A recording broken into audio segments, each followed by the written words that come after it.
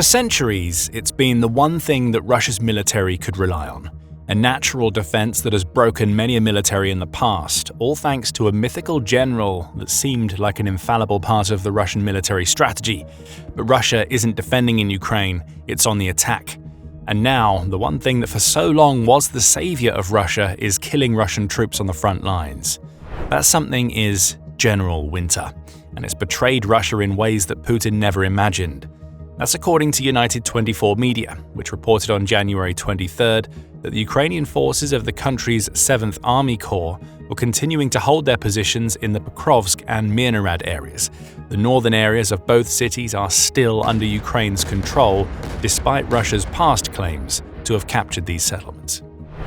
However, for as steadfast as Ukraine's defenses are in these regions, it's not Ukraine's bullets and drones that are doing all of the damage. The freezing cold weather is causing as many issues for Russia as Ukraine's forces, and Putin is so bereft of answers for this problem that he is abandoning his soldiers to die in the frozen ditches of the Pokrovsk sector, rather than doing anything that could help them to make General Winter an ally once more.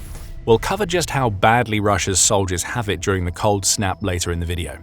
First, the analysis of Russia's most recent woes come from the head of strategic communications of Ukraine's 7th Army Corps, Volodymyr Polevy. In a post published on X, Polevy confirmed that his unit continues to hold its positions before explaining just how badly winter is affecting the Russian offensive. Operational data and intelligence reporting indicate that Russian offensive potential is beginning to degrade. Adverse weather conditions, combined with a systemic disregard for personnel welfare, are among the key contributing factors, Polevy says. In other words, Russia's forces aren't the only things freezing on the front lines. The same goes for its vehicles and its supply lines, which are only contributing to a gradual degradation of the Russian military as it tries to intensify its assaults on Pokrovsk and Myrnohrad. Polevy continues, highlighting the different roles that winter is playing for Russia and Ukraine right now. For Ukraine, General Winter is doing what it's so often done for Russia. Ukraine's forces are able to bed down in their fortifications, where they are equipped with appropriate shelters, stockpiles, and most importantly, heating. That one resource protects against the biting weather in Donetsk that the BBC says has seen temperatures of minus 14 degrees Celsius or around 6.8 degrees Fahrenheit in the early hours of January 27th alone. This well below freezing temperature is far from a one-off. This is Pokrovsk in the winter, and Ukraine is well prepared for it. Combat losses have been minimized because Ukraine still has stable supply lines and logistics, along with reserves in place to enable the cycling of troops in and out of the northern sectors of Pokrovsk and Myrnohrad. Russia, on the other hand, will leave Polevy to explain. For troops on the offensive, especially without vehicular resupply, all available equipment is limited to what a soldier can carry: a sleeping mat, a sleeping bag, a blanket, a small gas stove, he says, adding, for assault units, frost acts as a force multiplier for existing problems. Russian soldiers are pushed into open terrain without proper winter equipment and with no intent to sustain them. Bear in mind that anything that these soldiers do to try to warm themselves up makes them instant targets for Ukraine's drones. A fire lit at night to combat the cold shows up like a beacon on the infrared camera of an FPV drone. So any sort of heating is out of the question, no matter how cold it gets, and the result for Russia's soldiers is inevitable. They can't dig frozen ground. Instead, they try to survive as frostbite and hypothermia take hold. Frozen soldiers lead to frozen front lines, and that is the headline result of General Winter's betrayal for Putin. He doesn't care that his soldiers are dying in the cold. What he cares about is that they're making progress in their attempts to take Pokrovsk, no matter how impossible the weather is making it for assaults to be conducted with any sort of force. Again, the outcomes of these assaults are predictable as the hypothermic Russian soldiers attempt to storm Ukraine's defenses. The storms have devolved into little more than dribbles that are making absolutely no progress in Pokrovsk. For evidence of that, we need only check the Institute for the Study of Wars, or ISW's, recent assessments of Russia's assaults in the Pokrovsk region. We have the ISW's report from both January 24th and 25th, which are its most recent, and there is one line in both of them that tells you exactly how Russia's frozen assaults are going. For January 24th, Russian forces continued offensive operations in the Pokrovsk direction on January 24th, but did not make confirmed advances. And then January 25th, Russian forces continued offensive operations in the Pokrovsk direction on January 25th, but did not advance. Russia failing to advance despite throwing as much cannon fodder as it can at Ukraine's defenses is nothing new. However, General Winter coming into play is what has made the biggest difference, and Russia has been betrayed by the one thing that it thought would play in its favor. As Polevy himself notes, General Winter is traditionally portrayed as a force that helps Russia defeat its enemies – Napoleon, Hitler, and allegedly democracy itself. And he's right. War History Online provides a brief recap of General Winter and the Russian reverence for their one-time ally. It says that the harsh winter weather that has so often come to Russia's aid has many names, among them General Frost and General Mud. But regardless of the moniker, the advantage this mythical general has provided to Russia over the centuries is undeniable. The German forces led by the Nazis found that out to their peril during World War II, when attempted advances into Russia during Operation Barbarossa failed. Mired in the muck just a few miles outside of Moscow, the Germans were eventually pushed back from the Eastern Front, setting the stage for their eventual loss. But at least they had tanks and other vehicles. When Napoleon attempted to take Russia with his Grand Armée, his soldiers had no such protection, leading to an inevitable result. And Sweden's attempted invasion of the early 18th century saw it lose 16,000 of 35,000 soldiers before the Battle of Poltava, which led to Sweden losing an entire empire. Entire empires have fallen to the great Russian general, the victims of an enemy more dangerous than Russia's swords, guns, or bullets.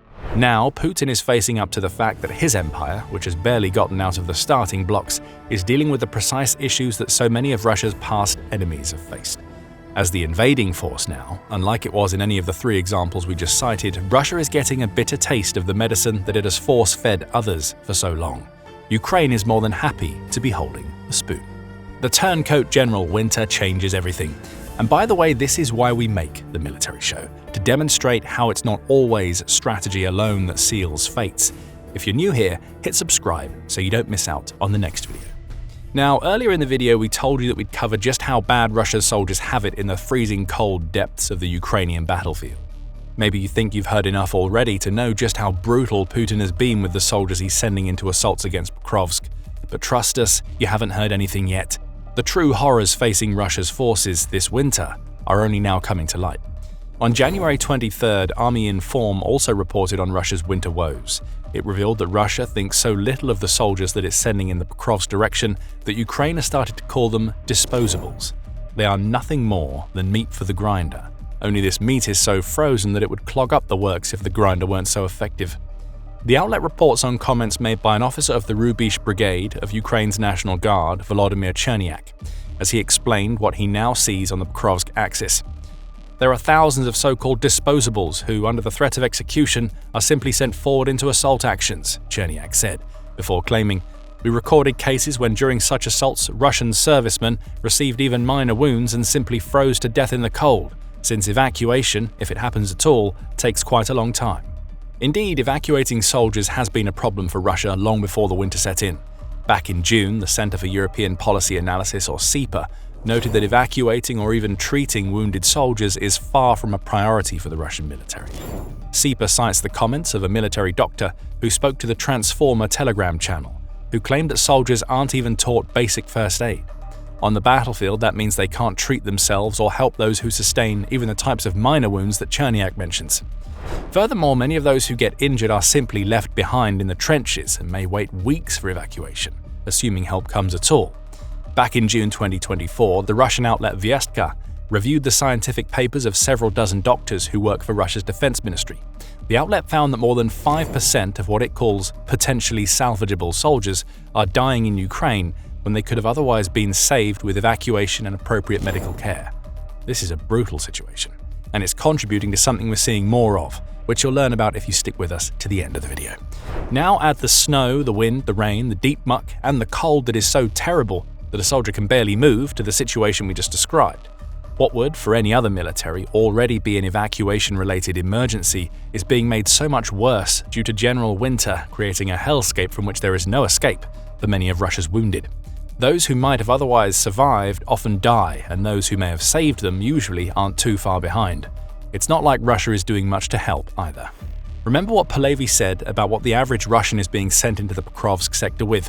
They can only take whatever they can carry, because most are heading into assaults without any vehicular support. If the soldier is lucky, they'll have a handful of rations, maybe some fuel, and the most basic of sleeping gear. And frankly, they'll be lucky to have that. As far back as December 2022, CNN was reporting that Russia's soldiers were having to resort to crowdfunding to get their hands on even the most basic gear. Boots and body armor were being supplied not by Russia's military, but by people back home who were donating to campaigns designed to provide what should be standard issue to soldiers who were basically being sent into Ukraine bare. The situation hadn't gotten much better by the end of 2025. In a revealing report, The Telegraph said that Ukraine has claimed that many of Russia's soldiers, especially on the Liman front north of Pokrovsk, are being sent into battle without body armor or helmets.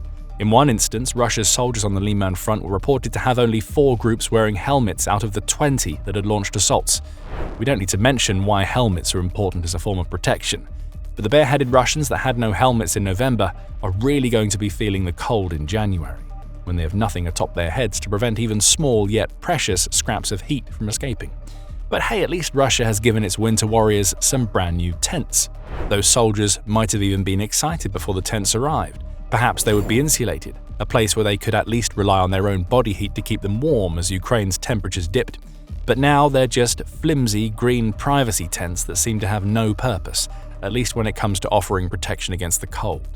Both The Sun and Military reported on these tents earlier in January, with the former sharing an expletive-laden assessment of the tents provided by a Russian soldier captured on video trying to use one. "It took a long time to put it on," with the soldier then continuing, "When you're putting it on, the wind lifts it up, and when the wind is strong, it's very hard to walk in it." Wait, you thought these were standard tents? Oh no, they're strange standing tents that Russia is expecting its soldiers to wear as they're moving around on the battlefield. Because that's what Russia's troops need. Tents that obscure their view of the skies that are so often home to reconnaissance drones watching their every move. Military provides a slightly more technical explanation of these tents, noting that they are camouflage covers that Russia may believe will protect its soldiers from thermal and visual detection. They certainly do the latter, as the soldiers inside are freezing cold anyway. Still, there does appear to be a possibility that these tents will hide the thermal signature of soldiers who might otherwise have been found by Ukraine's drones. As for camouflage, they're green, so they may blend in with trees, and it looks like Russia is using these strange standing tents to amass forces, potentially for ambushes against Ukraine's troops. How those ambushes are supposed to go when a Ukrainian soldier has what amounts to a cloth Dalek sliding across the ice and snow in their direction is anybody's guess. As ridiculous as these tents may be, they do serve as an example of how little Russia is really doing to help its soldiers. Its forces are practically crying out for any supplies that can help them withstand the cold, and all that the Kremlin delivers are what Military suggests are likely nothing more than portable shower toilet tents. Returning to the more serious impacts that general winter is having on the Russian military, the Kyiv Post published an interesting article written by Stefan Korshak on January 26th. Korshak noted that Russia has been attempting to use general winter in its favor with its constant aerial bombardments of Ukraine's electricity and heating infrastructure. But on the front, Korshak says, the conditions are so severe that only the best of Russia's soldiers even stand a chance of surviving. And that's not good news for Putin, because he ran out of his best a long time ago. Maybe he won't die, but he won't be any good for fighting, Korshak says of any Russian soldier sent to the front. Certainly there are super-duper power trooper soldiers and units trained to deal with the cold weather, but for the most part, the ones the Russians had are dead, and those still alive, the Russians are keeping away from the front. So what is Russia sending instead? Korshak adds that the trends being seen among the POWs that Ukraine captures are revealing. The hidden elite are nowhere to be found. Instead, Ukraine is capturing increasing numbers of felons, foreigners with terrible living standards who have been tempted by high pay, middle-aged men, and worst of all, senior citizens who are in no way equipped for the type of weather in which Russia expects them to fight. Korshak says this is not the material for resilient cold-weather troops, and points out that daily engagements with Russia's forces are down 30%, likely because Putin is sending Russia's old and unskilled to die in the freezing cold. Mediazona has also reported on Russia's increasing reliance on older soldiers. On December 30th, it said that the most frequent age of death among the Russian losses that it has confirmed through obituaries and other means is between 46 and 52, which is a clear indication that Russia is sending soldiers who are unfit for winter fighting into Ukraine. General Winter is chewing these soldiers up and spitting them right back out. Still, if you can no longer move because the cold weather has frozen your aging joints, Russia may still find a use for you. Defense Express reports that Russia has come up with a new idea on the Pokrovsk axis. In at least one documented case, Russia has sent a soldier to a designated position to serve as a living antenna. That soldier was carrying a communications antenna and was told to stand rooted to the spot so that Russia's drones and communication systems could work via the human relay. Is it any wonder that Russia is losing so many soldiers to the cold weather with tactics like these? That brings us back to what all of Russia's battles with General Winter are leading to. We mentioned this earlier in the video, and it shouldn't come as a surprise to anybody who has heard everything we've spoken about in this video and thinks they'd rather be anywhere other than Pokrovsk during the winter. Russian officers are abandoning their posts on the Pokrovsk axis. January 6th saw United 24 media report that morale has collapsed so completely among Russian officers on the Pokrovsk front lines that they've been submitting formal requests to leave in enormous numbers. They want to go to rear posts, quieter areas, or anywhere where they might be able to save their extremities rather than watching them wither and die due to frostbite. Of course, these official requests are being met by the Russian High Command with threats of disciplinary action and demotion. But the fact that such requests are being submitted at all by soldiers who have a vested interest in keeping the Kremlin happy says a lot. It likely won't be long before some of those officers choose to run rather than seek permission. If they do, they'll be trying to outrun General Winter long enough for Ukraine to catch them. At least a prison cell is warm and comes with regular meals. The failure of Russia's forces to advance in Pokrovsk and Myrnohrad is indicative of a Russian front line on the verge of collapse. And there's bad news for Putin, that collapse is happening everywhere. As casualties mount and Ukraine holds firm, Russia's offensives are being shut down. You can find out more if you watch our video. And if you enjoyed this video, be sure to subscribe to The Military Show for more coverage of the unexpected allies that Ukraine now has in its corner. And thank you for watching.